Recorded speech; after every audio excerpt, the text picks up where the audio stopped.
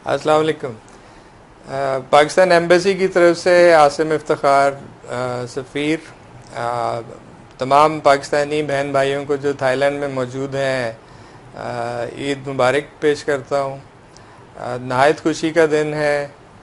रमज़ानुल मुबारक के बाद ईद एक ऐसा मौका है जिसमें हम सब इकट्ठे होते हैं।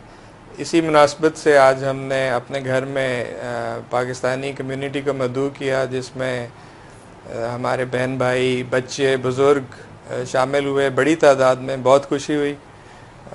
ये एक ऐसा मौका है जिस तरह 14 अगस्त और 23 मार्च पे हम इकट्ठे होते हैं, इसी तरह दोनों ईदैन पे कम्युनिटी के साथ इकट्ठे होकर गुफ्तगू करने का, रवाबत बढ़ाने का ये एक दिन होता है।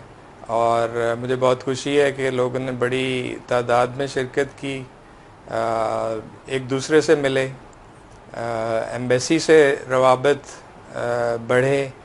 और ये जो एक सिलसिला हमने शुरू किया है पिछले कुछ अरसे से, कम्युनिटी से ताल्लुकात बढ़ाने का और एम्बेसी की आउटरीच का, मेरा ख्याल है ये उसका एक मज़ीद उसमें एक इजाफ़ा हुआ है। आज के दिन की इस गैदरिंग से तमाम लोगों ने इसको ना सिर्फ सराहा, बल्कि एक दूसरे से जो मुलाकात का मौका मिलता है उससे कम्युनिटी जिस तरह मिलजुल कर पाकिस्तान का नाम थाईलैंड में आगे बढ़ा सकती है, उसमें बड़ी मदद मिलती है। और मैं ख़ास तौर पे अपने थाई पठान पाकिस्तानी भाइयों का और बहनों का भी शुक्रिया अदा करूँगा जिन्होंने बड़ी तादाद में इसमें शिरकत फरमाई। पाकिस्तानी तलबा जो यहाँ पे तालीम हासिल करने के लिए आए हुए हैं, जो डॉक्टर्स, जो दूसरे लोग मुख्तलिफ़ इदारों में काम कर रहे हैं, UN और दूसरी जगहों पे काम करते हैं, जो बिज़नेस कर रहे हैं, बहुत बड़ी तादाद में लोगों ने शिरकत की और एक दूसरे से बाहमी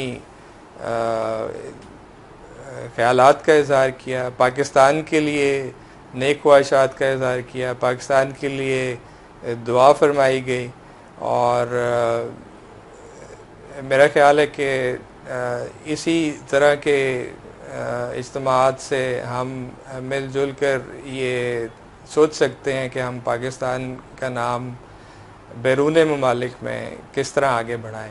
तो मैं तमाम का बहुत शुक्रिया अदा करता हूँ। तमाम दोस्तों, अहबाब पाकिस्तानियों का को ईद मुबारक पेश करता हूँ। उनके घर वालों के लिए खुशियों का मौका है और हमारे साथ इसमें शामिल होने के लिए बहुत बहुत शुक्रिया।